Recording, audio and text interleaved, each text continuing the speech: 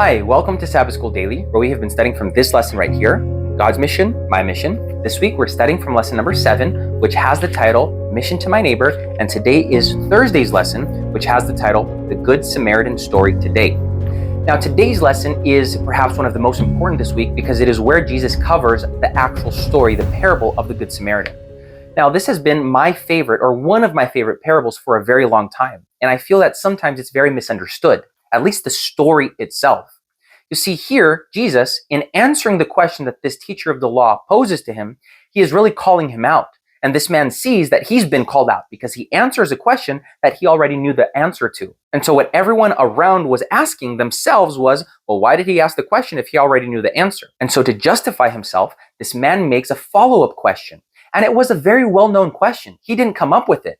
This was the center of contention and debate and discussion among the Jews of that time. Because in asking who is my neighbor, I can then identify who is not my neighbor. Do you see the depth of the question? That's what they truly wanted to know. If they could identify who they had to treat well, who they had to love as themselves, then they could also identify who they didn't have to love, who they didn't have to treat well as they loved themselves. So you see that it's a very loaded question. And Jesus had to be careful in answering the question because depending how he would answer it, he would be enabling them to use his words to justify hatred for the Romans, hatred for the Samaritans, hatred for the Gentiles. And so this is a very crucial moment of Jesus' teaching. Who is my neighbor implies in who is not my neighbor. And so Jesus tells a story, and it is a quite interesting story. He tells a story of a man that is going from Jerusalem to Jericho. This was a very dangerous path. It was about, if I'm not mistaken, 14 to 15 mile walk. And so this man is going on this path. It was known as the Road of Blood because it was very common for there to be robbers and assassins just waiting in the curves of the road. And so this man is going on this road, and soon he is taken over by bandits who beat him and leave him for dead. They take all of his things. And in that moment right there, it was impossible to discern who he was. Very intentionally, Jesus removes any recognition from this man. He couldn't defend himself. He couldn't speak for himself. He couldn't even identify himself. And so the question posed by those walking along the road was, well, who is this man? Who is he the son of? From what family is he? Is he Jewish? Is he Samaritan? From where does he come? What language does he speak? What's his background? None of these questions could be answered. Jesus very intentionally removes this man's identity from the story so that the true point of the story could come across, which was, there is no reason not to treat someone as our neighbor. So I want you to identify that right here from the beginning. And then two people go by, a priest and a Levite. These were the people that had the obligation to help. They had the obligation. They were part of God's people. They had the law. They had Moses. They knew the truth of loving the Lord your God with all your heart, with all your soul, with all your mind, with all your strength. They knew about loving your neighbor as yourself. Yet here, they don't practice it. They don't put it into practice. Now, Jesus' audience would have expected the hero of the story to be a regular Jewish man who would come up along and help this man in his time of need. But Jesus, contrary to that, chooses perhaps the most hated ethnicity, the most hated group that existed back then to these Jews, which were the Samaritans. And look, because we live 2,000 years later in an entirely different context, in an entirely different culture, we lose the impact of what's going on here. These Samaritans were hated by the Jews. Their witness was not accepted in a court of law. Their orphans could not be adopted by Jewish families. Sitting next to them anywhere was considered one of the things that killed you. They were extremely hated, and that sentiment went both ways. But here in the story, the hero is a Samaritan. Usually when we hear the word Samaritan today, our mind automatically goes to good. But back then, there was nothing further apart than good and Samaritan. But Jesus paints the picture of this man taking care of this fallen man on the way, not asking him who he was, where he came from which family he was. He didn't care. He took the things that he had, he took his own possessions, his own money, he covered the costs, and he helped this man survive. He saved him, in essence. And at the end of the parable, Jesus asks a very important question. The question that Jesus asks is found in Luke chapter 10, verse 36, where he says, "So which of these three do you think was neighbor to him who fell among the thieves?"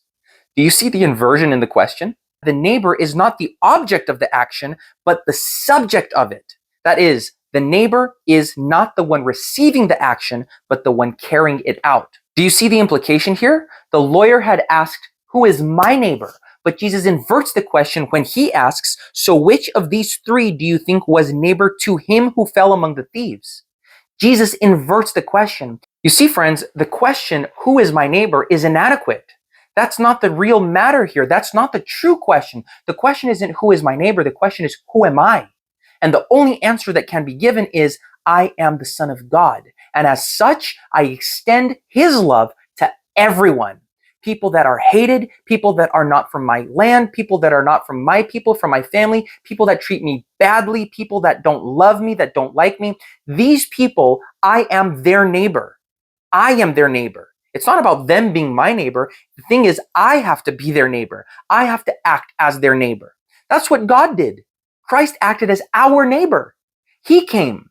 And the Bible tells us that when he came, we didn't treat him well. We didn't treat him with love.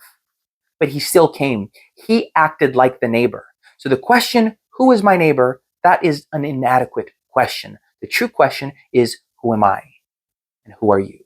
To finish, there's a beautiful quote that comes from The Desired of Ages, page 503, that says, thus the question, who is my neighbor, is forever answered. Christ has shown that our neighbor does not mean merely one of the church or faith to which we belong. It has no reference to race, color, or class distinction. Our neighbor is every person who needs our help. Our neighbor is every soul who is wounded and bruised by the adversary. Our neighbor is everyone who is the property of God. This is such an important lesson to learn in our Christian life. The fact that we must act as the neighbor to the world around us, that will revolutionize the way that we walk with God. I think that it's well reflected in our challenge for the day and the challenge up that appears every Thursday. The challenge is begin praying daily for someone who is different from you, or even someone you may not personally like. That's hard. Do it. Pray for someone that perhaps doesn't treat you very well, someone that you haven't liked in the past. The challenge up is list at least 3 names of your acquaintances, non-Adventist, identify their needs, emotional, physical, and social, and consider how you can minister personally to those needs. What can you do practically for them in the coming week? Please remember to study your lesson. This was an important one. If you missed the whole week, go back and study it. But especially this one, Thursday's lesson, truly, it kind of coalesces. It brings together the entire significance of what we studied this week. Also, comment down below with any questions or any comments. I'd love to interact with you. Please remember to like, to share, and to subscribe to our videos. We release one every day, and I hope to see you again here tomorrow for another Sabbath School Daily.